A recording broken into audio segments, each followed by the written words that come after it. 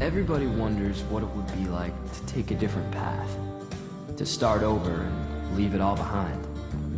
I went down that path, and when I finally realized that everything I ever wanted was right in front of me, it was too late. There was nothing left but a dead end.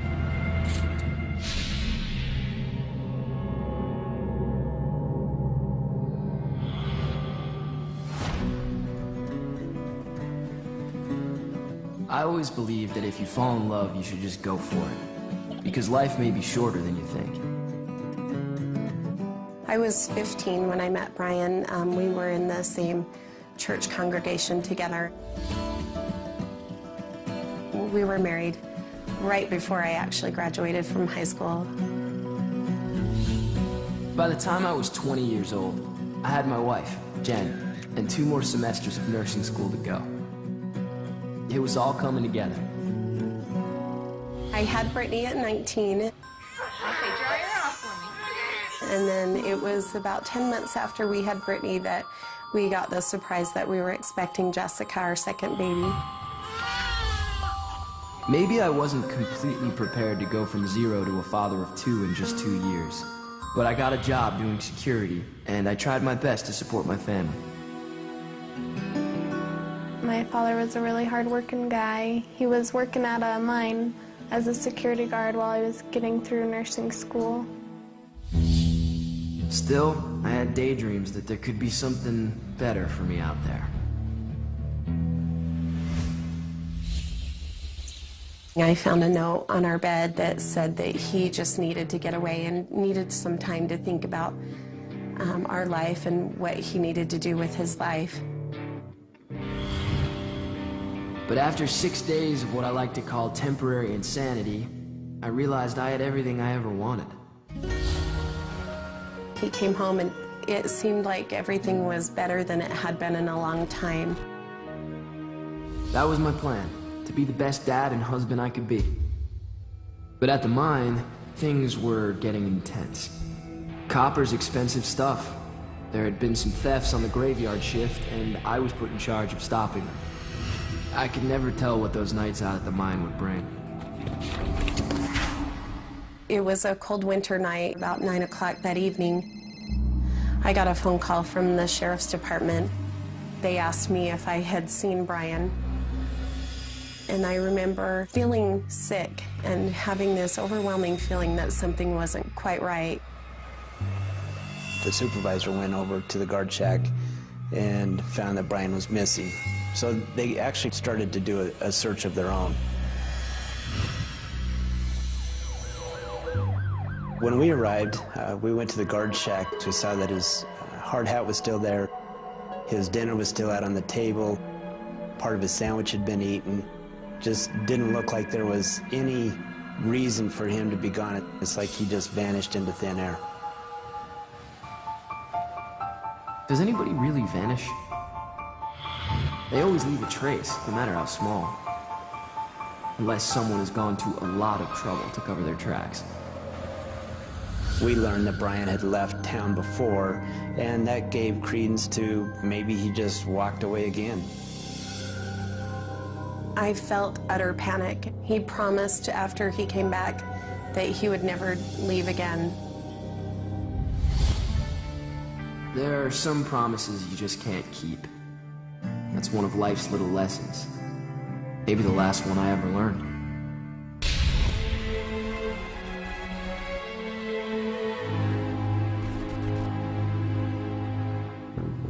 It's just a frantic time. You got to constantly think of what scenarios could have produced what we've had here, what kind of evidence should we collect. Sometimes, the best evidence comes along by total coincidence.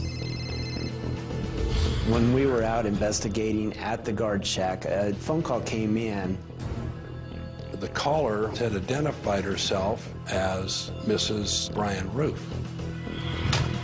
A little bit later, that same officer called Jennifer Roof, and he realized that the initial call that came in wasn't Jennifer, and they were able to track it back to Christy and Dale Bradley's residence. Dale worked security with me at the mine.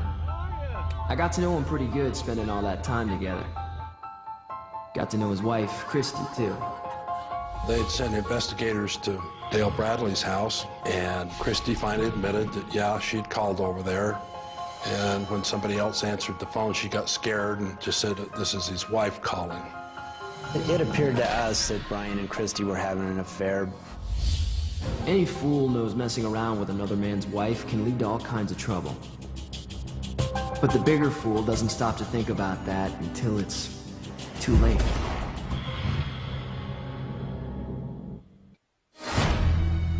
Faith is something you hold on to when you don't have proof. When I went missing, all my family had was the belief that I was safe. They didn't know how wrong they were. The first few days after Brian disappeared were overwhelming. To wake up every morning and wonder what could have possibly happened to him or where he could be, it was torture.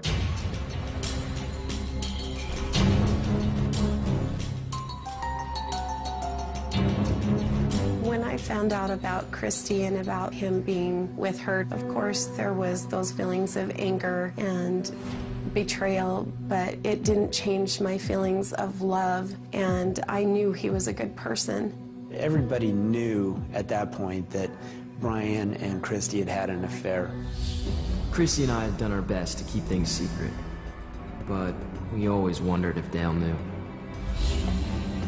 Dale never came right out and pointed fingers at Christy and Brian for having an affair, but he would make comments that he felt like Christy was doing something behind his back.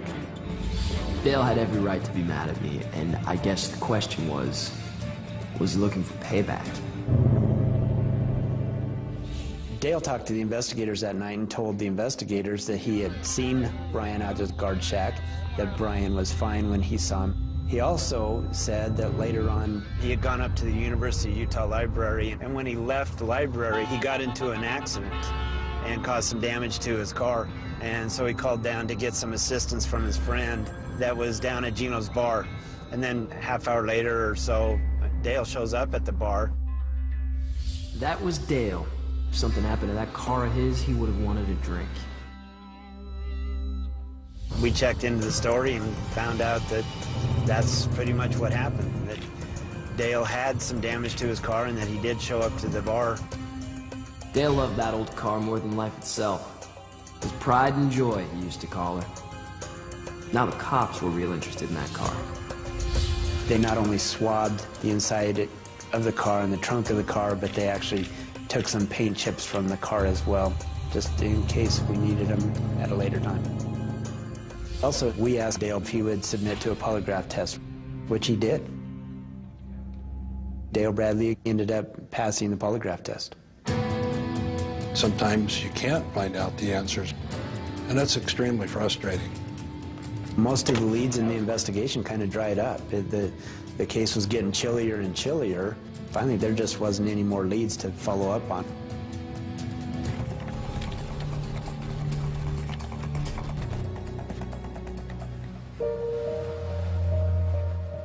It was constant torture, whether or not to move on with my life, but I had 2 babies that I was completely responsible for.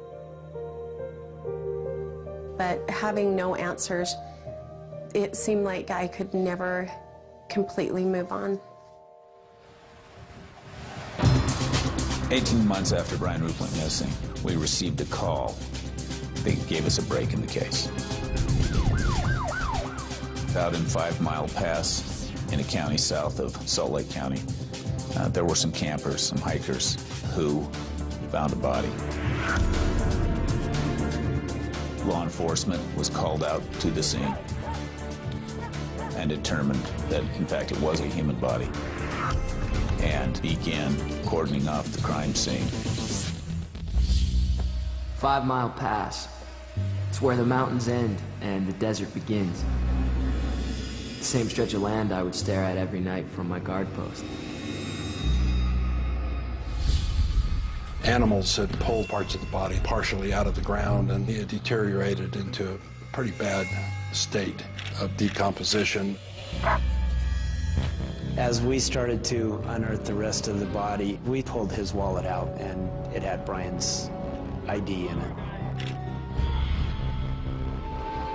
It took me most of my life to figure out who I was and what was important. And when I finally did, somebody buried me under 3 feet of rocks and dirt. We also had a dog come out and did an article search in the area. And actually, one of those was found about 200 feet away. My favorite boots. Jen knew them almost as well as I did, and she knew I would never be caught in the desert without them. I walked into the living room to watch the 5 o'clock news, and they announced that there had been a body found in the West Mountains. Right at that point, the phone rang, and it was the sheriff's department. And I remember the detective identifying himself, and I asked him if it was Brian that he had found, and he said yes. I had always held out the hope that he had left on his own, and when I found out that he had definitely been killed, it was the worst possible outcome, and it was like my world came crashing down.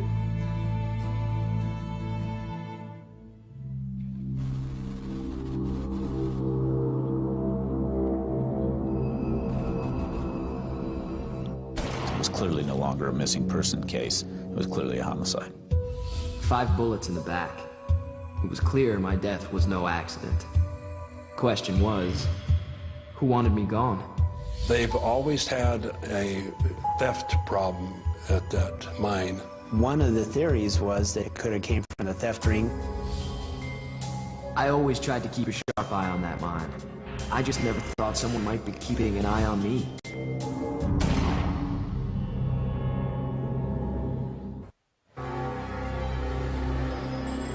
For a year and a half, I was buried in the Utah desert, but my wife hadn't forgotten me.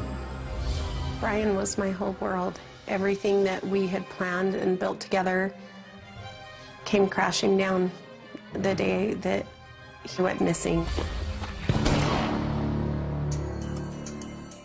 But now that I've gone from missing to murdered, investigators have a killer to catch. One of the theories was that he caught somebody actually stealing. Somebody took exception to Brian doing a good job. There were several people working at the mine at that time that could have had a possible motive and opportunity to kill Brian Roof. Those guys at the mine were pretty tough, but the police were onto them. Yeah, several months after Brian's disappearance, 2 individuals were arrested and charged and convicted of stealing property from the mine. We looked at them real hard to see if they might have committed this murder. It scared me to think that anybody could go that far over some tools and copper wire. I guess people kill for all kinds of things. You just never know who's capable of going that far. The evidence was looked at. Everybody was interviewed, but we couldn't put them as being the people that killed Brian. Even when things dried up, investigators kept chipping away at my case. People were talked to on the peripheral as well as potential suspects. We couldn't tie anybody to the murder of Brian. It just became so discouraging after months and months and months when they didn't have an answer for me. And again, the case started to go cold. I wanted answers, and I was determined to find out who would have done this to him. I needed to move on with my life. I don't know which is harder, trying to make peace with what's happened, or trying to get on with your own life. Maybe you need one in order to find the other. After a few years, my mom was able to move on and fall in love again with a great guy who's been our dad since before either of us could remember. Time marches on whether we want it to or not. Sometimes it's the only thing that brings the darkest secrets to light. 14 years after the disappearance of Brian Roof, we got a break in the case. Homicide Detective Park. I received a phone call from Carbon County. I'm talking with the investigators down there. We learned that Dale Bradley had another wife now, and she was the victim of murder down there. My old pal Dale. Seems like forever since we last met.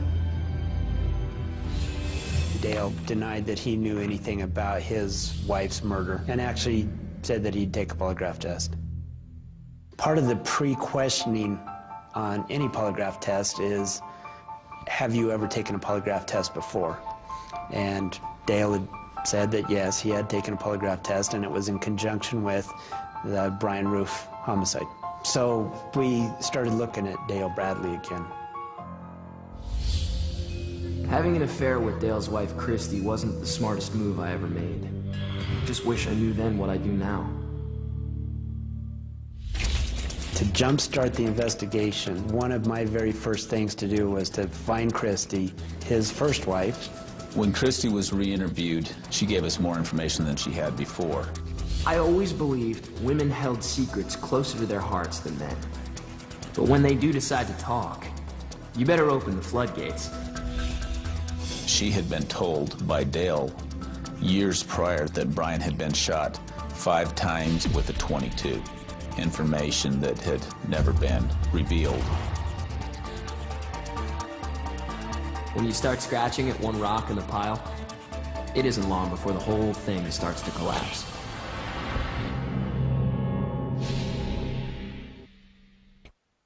I learned a little late in my life that it's best to walk a pretty straight line. But I never imagined just one wrong step could prove fatal.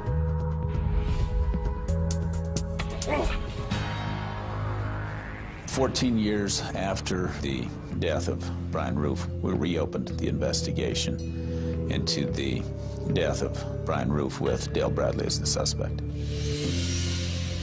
As I went through the physical evidence in this case, I got to this black cowboy boot. It was weathered. The leather on it was really old and brittle. Every man should have a favorite pair of boots, and I was no exception. I just had no idea how important they'd become to someone else one day. And when I flipped it over and I looked at the very bottom of this boot and I saw this orange scuff mark of paint on it, it dawned on me that was the same color of paint of Dale Bradley's car at the time that Brian disappeared. You loved that awful colored car, didn't you, Dale? Well, now you may end up hating it for the rest of your days. The chemical composition on the paint on the boot matched the chemical composition to the paint chips that I had sent him from Dale Bradley's car. This paint just didn't show up on the bottom of Brian's boot because he was getting in and out of the car. This was something that would have taken quite a bit of force to get that kind of a paint transfer onto the bottom of his boot.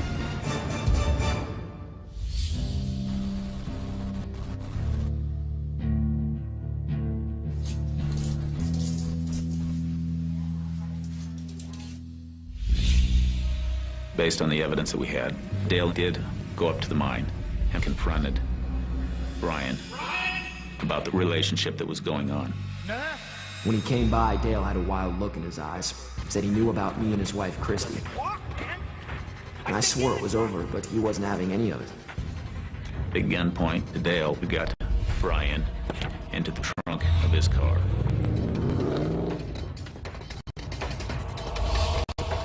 In the darkness of that trunk, I prayed for mercy, and I kicked like hell.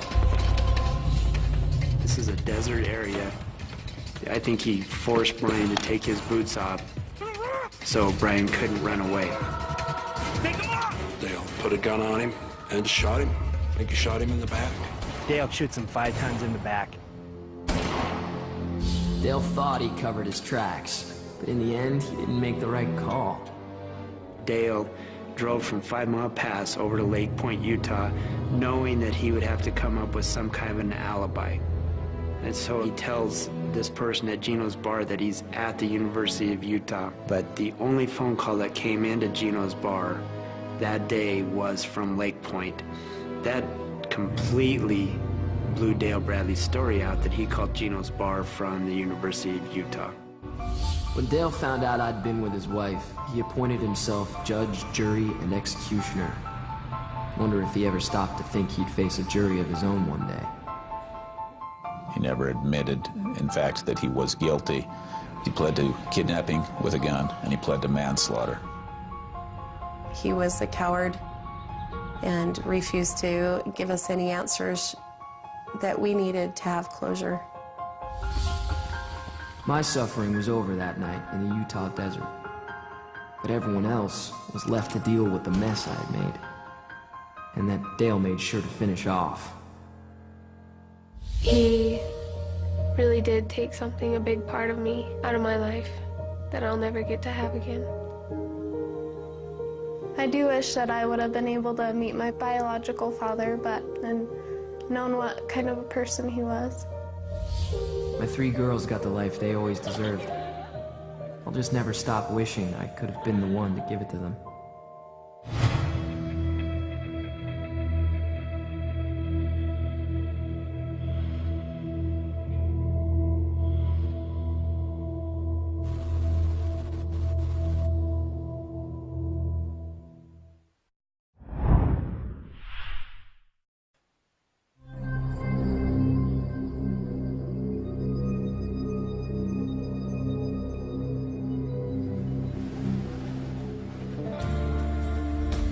Everybody wonders what it would be like to take a different path, to start over and leave it all behind.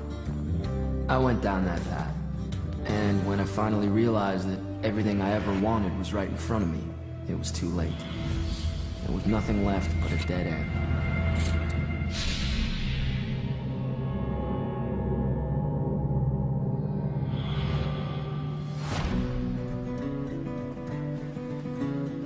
I always believed that if you fall in love, you should just go for it, because life may be shorter than you think.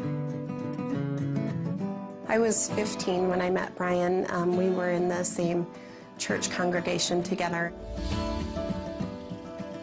We were married right before I actually graduated from high school. By the time I was 20 years old, I had my wife, Jen, and 2 more semesters of nursing school to go. It was all coming together. I had Brittany at 19.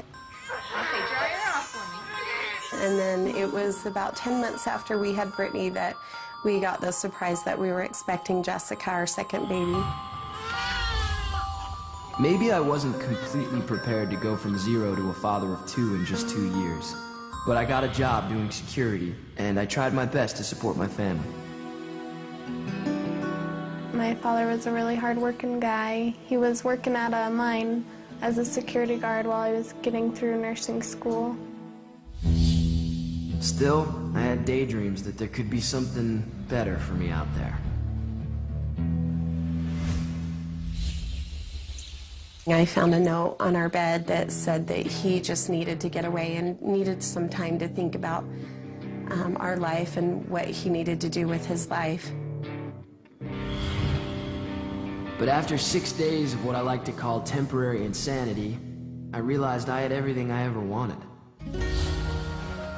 He came home and it seemed like everything was better than it had been in a long time. That was my plan, to be the best dad and husband I could be. But at the mine, things were getting intense. Copper's expensive stuff. There had been some thefts on the graveyard shift, and I was put in charge of stopping them. I could never tell what those nights out at the mine would bring. It was a cold winter night, about 9 o'clock that evening. I got a phone call from the sheriff's department. They asked me if I had seen Brian. And I remember feeling sick and having this overwhelming feeling that something wasn't quite right. The supervisor went over to the guard shack and found that Brian was missing. So they actually started to do a search.